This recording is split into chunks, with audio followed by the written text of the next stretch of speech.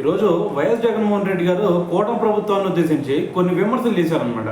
అయితే మరి ఆయన వేడి గురించి మాట్లాడుతున్నారు పైన అంటే ఆయన ఒకటే చెప్తున్నారు. ఇప్పుడు ప్రస్తుతం మరి కూటమి ప్రభుత్వం వచ్చి ఏకంగా 15 నెలలు అవుతుంది కదా. మరి ఈ 15 నెలల్లోనే కూటమి ప్రభుత్వం చేయకూడని పనులన్నీ చేసింది. సో దీంతో వాళ్ళు ఇప్పటికే చాలా వ్యతిరేకత మూటగట్టుకున్నారు. సో దీంతో పాటు మరి వాళ్ళు సూపర్ 6 అని చెప్పేసి సూపర్ 6 అమలు చేసామని చెప్పేసి చెప్పుకుంటా ఉన్నారు కదా.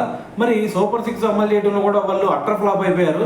మరి అట్టర్ ఫ్లాప్ అయినా సరే వాళ్ళు విజయోత్సవాలు జరుపుకుంటా ఉన్నారు. ఇటువంటి పరిస్థితి మరి మనకి చరిత్రలో ఎప్పుడు కూడా లేదు అని చెప్పేసి ఒక స్టేట్మెంట్ ఇచ్చారనమాట. సో దాంతోపాటు ఇంకో విషయం మాట్లాడుతుంది ఏంటంటే మరి ప్రస్తుతం యూరియా సమస్య చూసుకుంటే మరి చాలా దారుణంగా ఉంది.